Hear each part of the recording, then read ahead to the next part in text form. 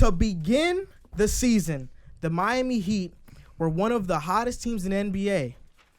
But they've cooled down, no pun intended. The water began to rain on their parade.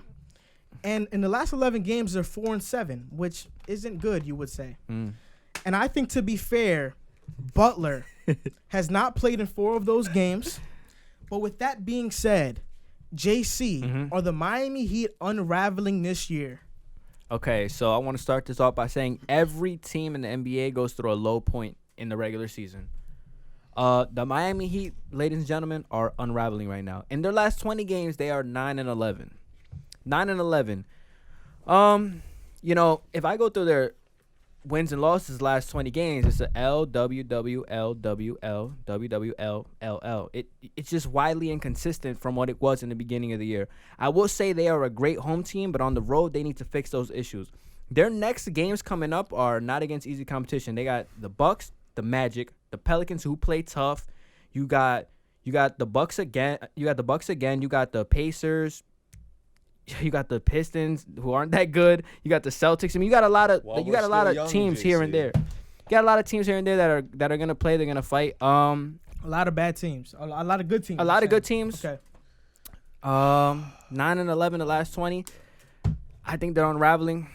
Riv, what do you think? I don't think they're unraveling. I think this is a stupid topic that we're discussing. I think this is a stupid opinion that you done made.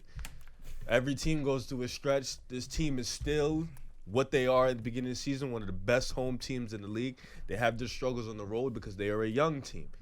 Teams have their struggles on the road. They've lost a lot of games where they've just made dumb decisions late in the crunch time. Can't do that. Happened, yep. So it happens. You know, young teams go through that stretch, but they also have good losses. It's not like they've had just straight bad losses. Losing to the Clippers twice isn't. You don't sit there and say, "God damn it, we're in a slump." No, it's a good loss. But for a team that's contending, losing to Boston, that's a good loss. That might have to go face in the playoffs. Let me ask you two a question.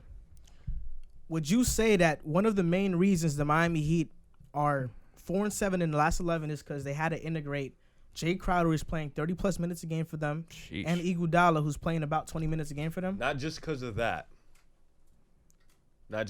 Injuries, Jimmy Butler losing his groove. 4 games. Yep. So losing his groove, then getting these new guys into the lineup.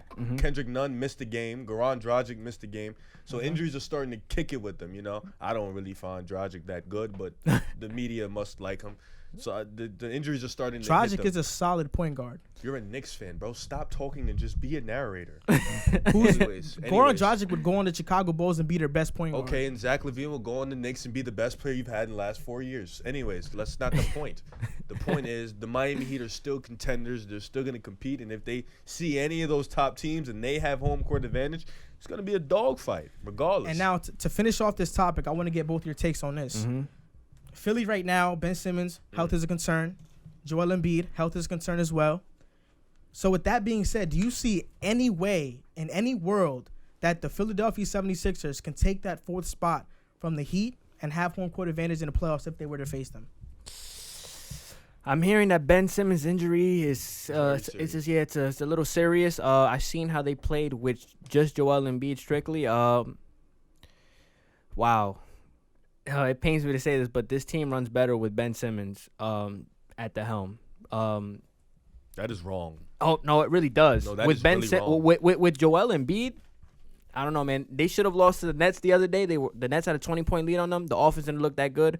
Brett Brown doesn't really help as a coach. I'm not giving them the nod to get the 4th seed in the Eastern Conference. I think regardless of where they get, they don't have Ben Simmons. They're probably gonna lose because Miami knows how to play Embiid. So it's looking like it's wraps for them. But they definitely need to make some decisions in the offseason because both of those guys are injury prone.